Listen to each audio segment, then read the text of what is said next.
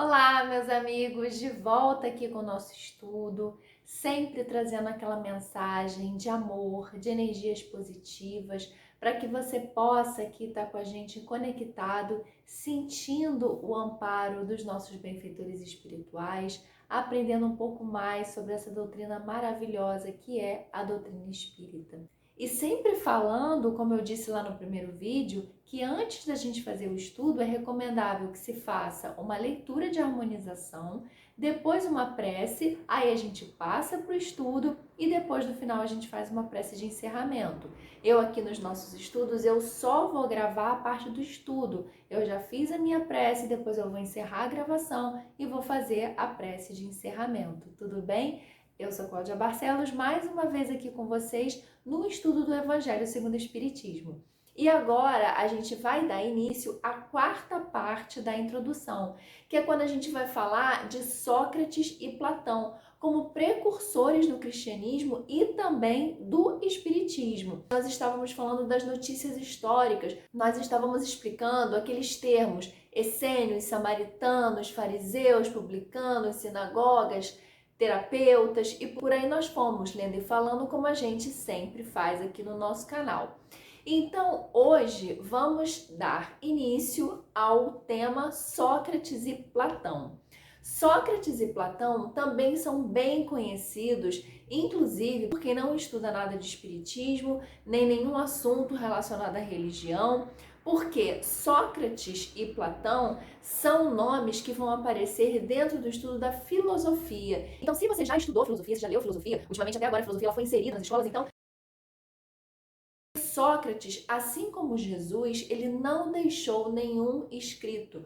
Todos os escritos que nós temos falando das ideias de Sócrates, na verdade, elas são escritos que foram feitos por Platão, que era um dos seus discípulos, e também por outros discípulos. Nessa parte 4, é deles que nós vamos falar, só que não vamos falar do aspecto filosófico, não vamos aqui abordar o tema da filosofia. Nós vamos pegar trechos de filosofia, porque são trechos que correspondem às ideias de Sócrates, para justamente fundamentar como que isso vai servir de uma introdução, como que essas ideias de Sócrates já preparavam uma cama para futuramente vir o cristianismo e depois até o espiritismo.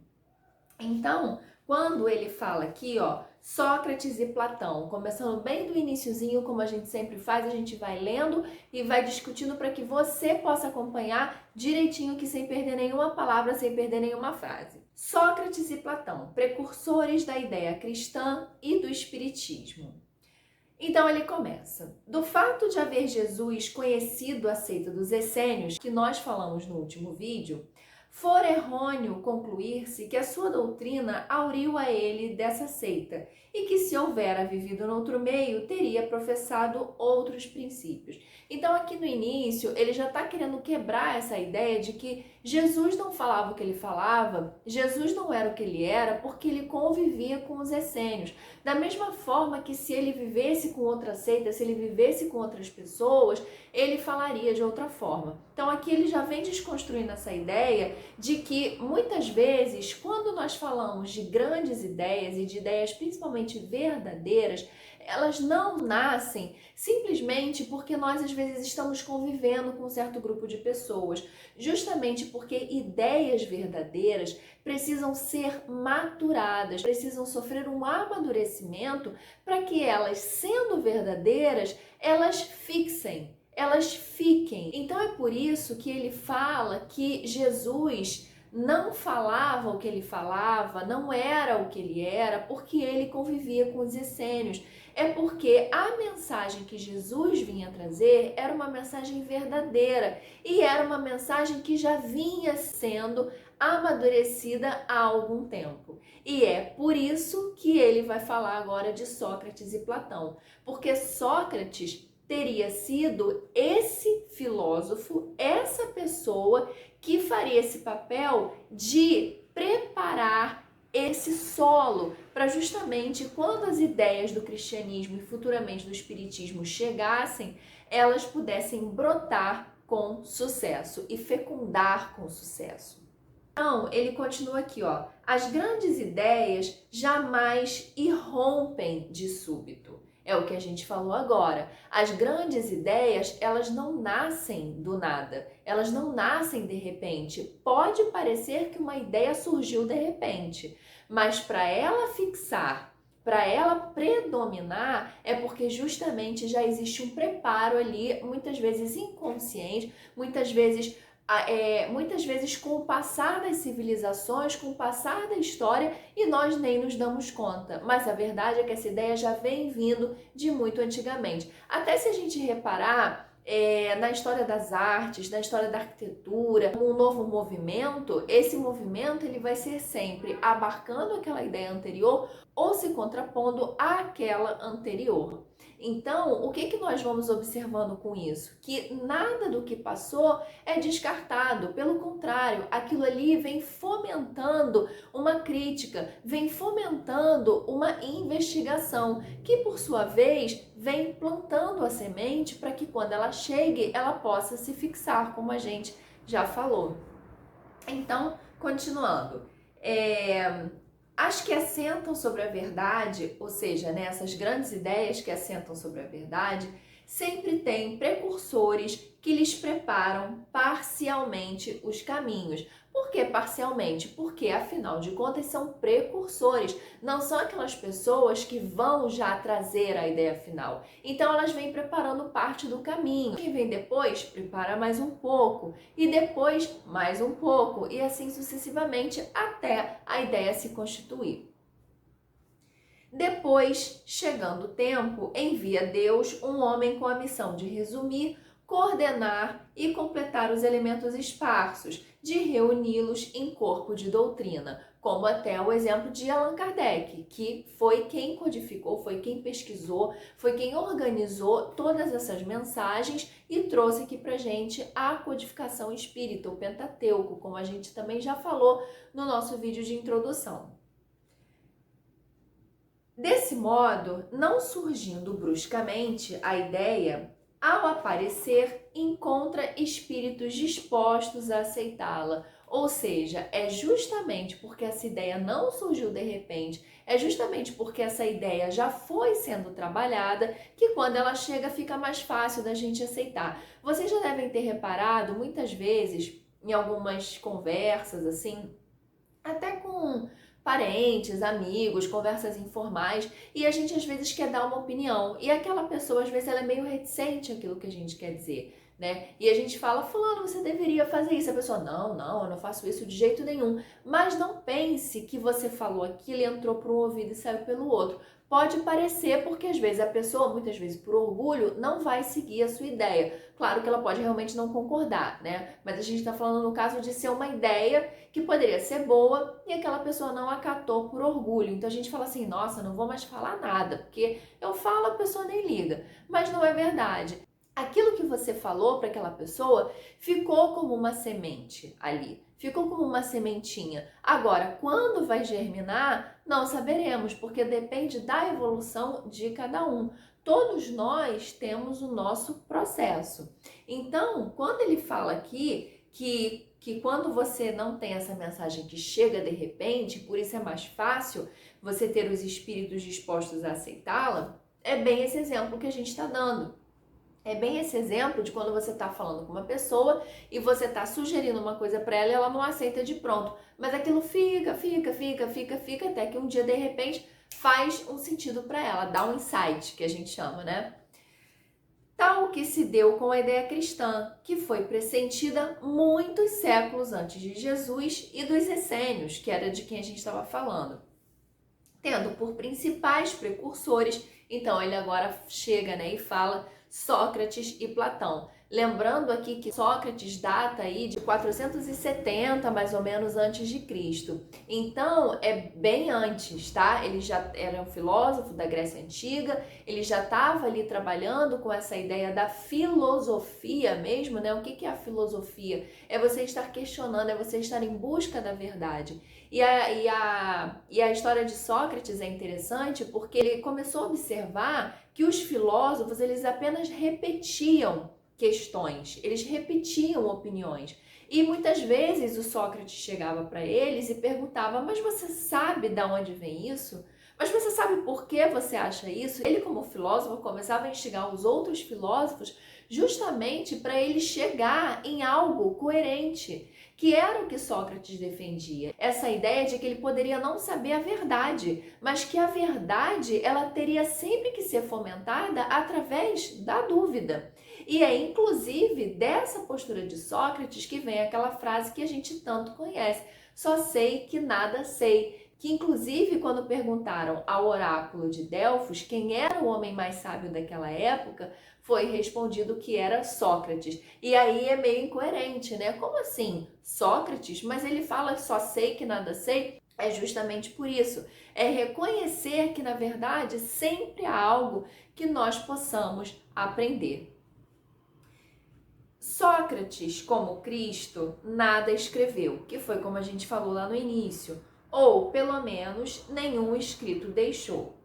Como Cristo, teve a morte dos criminosos, vítima do fanatismo, por haver atacado as crenças que encontrara e colocado a virtude real acima da hipocrisia e do simulacro das formas, por haver, numa palavra, combatido os preconceitos religiosos. Então, quando ele fala isso aqui, que ele teve a morte dos criminosos, vítima do fanatismo por haver atacado as crenças, é porque muitas vezes, em busca dessa verdade, ele com certeza falava o que ele acreditava. Então é claro que no momento que ele feria essas crenças, é claro que tinha muita gente preocupada com isso. Muita gente preocupada com as coisas que ele falava. Então, pessoal, continuando aqui. Do mesmo modo que Jesus, a quem os fariseus acusavam de estar corrompendo o povo com os ensinamentos que lhe ministrava, também ele foi acusado pelos fariseus do seu tempo, visto que sempre os houve em todas as épocas por proclamar o dogma da unidade de Deus, da imortalidade da alma e da vida futura. Então aqui é interessante porque a gente, nos estudos passados, a gente já estudou sobre os fariseus, que eram essas pessoas que falavam muito bem, que sabiam muito da lei, mas que na hora de praticar deixavam a desejar. E ele acaba usando o termo fariseu para dizer também não só a época de Cristo, mas também os fariseus daquela época, ou seja, porque na época de Sócrates também existiam essas pessoas que falavam muito bem, que eram super estudadas, esses mesmos filósofos que muitas vezes, como a gente viu, eram pessoas que falavam várias coisas, falavam diversas coisas, mas que muitas vezes não sabiam nem de onde vinha aquela informação. Continuando. Assim, como a doutrina de Jesus só a conhecemos pelo que escreveram seus discípulos, da de Sócrates só temos conhecimento pelos escritos de seu discípulo Platão. Julgamos conveniente resumir aqui os pontos de maior relevo para mostrar a concordância deles com os princípios do cristianismo. Nós não vamos ver esses trechos no vídeo de hoje. Quem está aí com o Evangelho vai reparar que tem uma primeira parte nesse item 4, que é a parte que a gente vai ver no vídeo de hoje, e no vídeo da semana que vem a gente vai começar então apontando esses trechinhos, a gente vai até fazer relações com o Livro dos Espíritos, porque vão ter algumas questões que a gente vai precisar se apoiar em algumas outras questões do Livro dos Espíritos para ter um melhor entendimento. Então, até se você tiver o Livro dos Espíritos aí na sua casa, já pega, porque a gente vai usar ele no próximo vídeo. Então, continuando. Aos que considerarem esse paralelo uma profanação e pretendem que não pode haver paridade entre a doutrina de um pagão e a do Cristo, diremos que não era pagã a de Sócrates, pois que objetivava combater o paganismo. Então, o pagão era aquela pessoa que não acompanhava o que era tido como a religião verdadeira.